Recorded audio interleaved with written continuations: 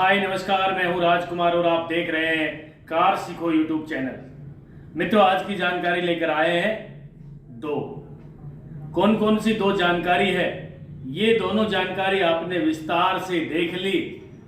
भाई साहब, मैं गारंटी से आज आपको निश्चित रूप से दावे के साथ कहना चाहता हूं, आप बहुत जल्दी परफेक्ट ड्राइवर बन जाएंगे। और यदि इनमें से एक भी आपने गलती की तो भाई साहब ड्राइवर नहीं बनते। क्या है दोनों जानकारी, विस्तार से जरा सुन लीजिए। पहली जानकारी, बिना देखे ABC इस्तेमाल करना सीख लिया। ABC का मतलब, A का मतलब एक्सीलेटर, B का मतलब ब्रेक, C का मतलब क्लच। बिना देखे यानी हमारी छाती के नीचे जो भी हम एक्टिविटी करेंगे, एक्सीलेटर दबाएंगे, क्लच दबाएंगे, ब्रेक दबाएंगे और गियर लगाएंगे, ये हमारी छाती के नीचे होता है।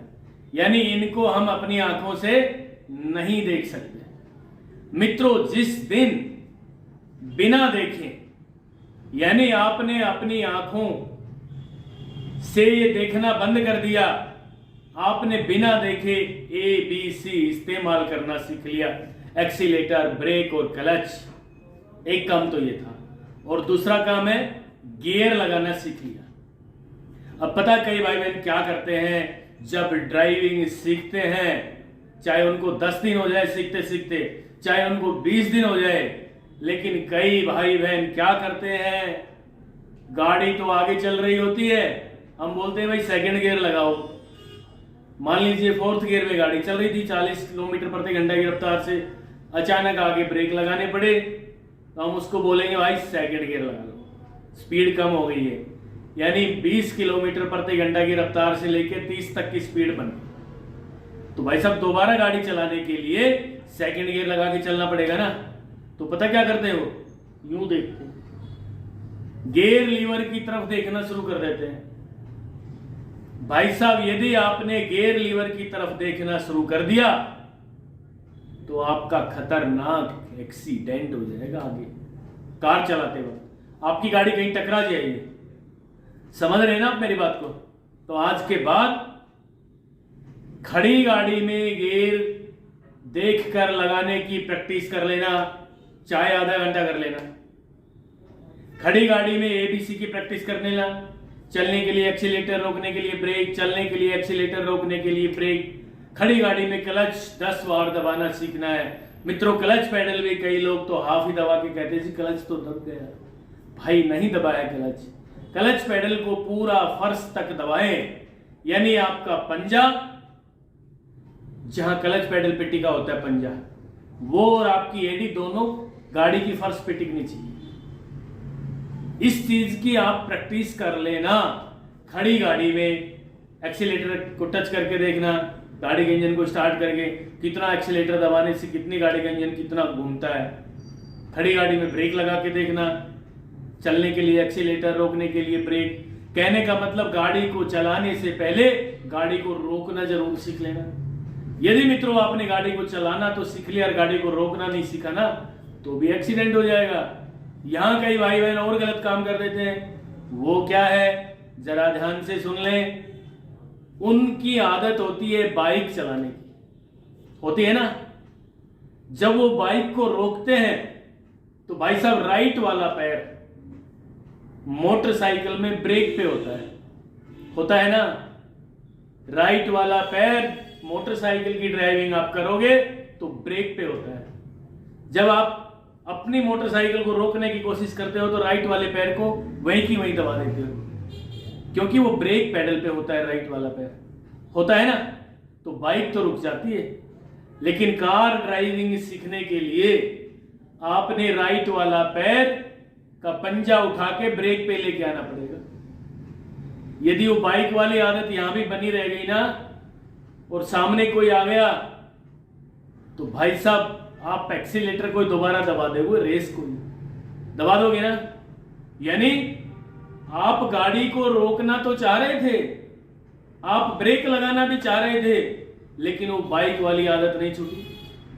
आपने एक्सीलेटर कोई और तेज दबा दिया, भाई साहब यदि आपने एक्सीलेटर को उस मौके पे और तेज दबा दिया तो जल्दी जाके गाड़ी एक्सीडेंट हो जाएगी, कहीं टक्कर मार देगी, है ना, किसी का एक्सीडेंट हो जाएगा, भारी जान माल का नुकसान हो सकता है।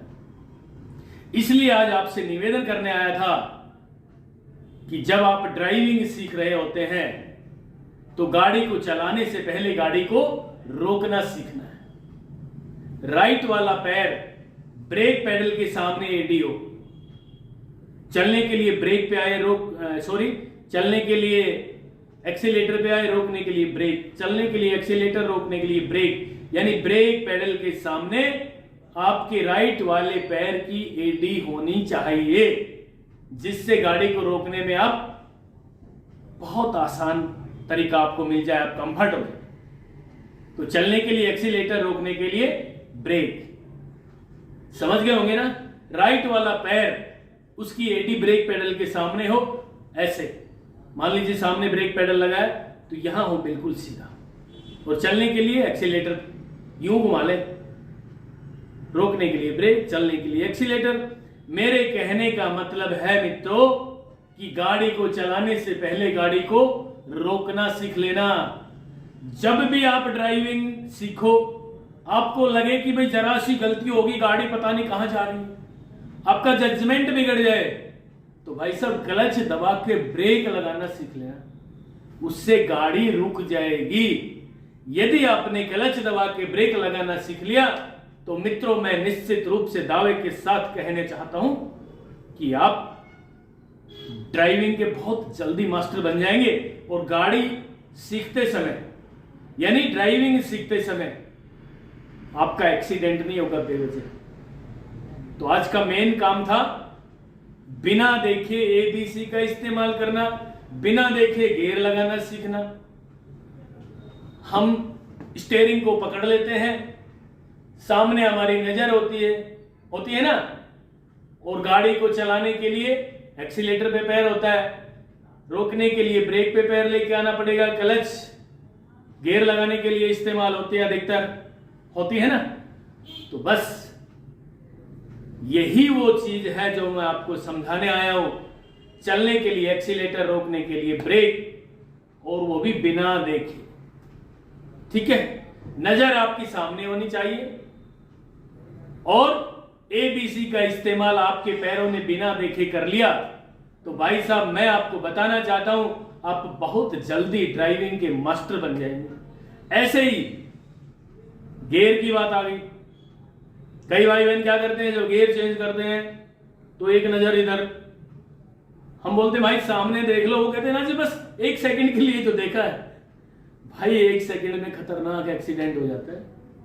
आप खड़ी गाड़ी में गियर लगाने की प्रैक्टिस कर लें, खड़ी गाड़ी में आगे देख के गियर लगाने की प्रैक्टिस कर लें, फर्स्ट गियर, फिर सेकंड गियर, फिर थर्ड गियर, फिर फोर्थ गियर, फिर फिफ्थ गियर, और फिर बैक गियर भी लगा के देख लें, और फिर खड़ी गाड़ी में फोर्थ गियर से निकाल के सेकंड गियर लगा के देख लें, थर्ड गियर से निकाल के फर्स्ट गियर लगा के देख लें, थर्ड से सेकंड गियर लगा के देख लें।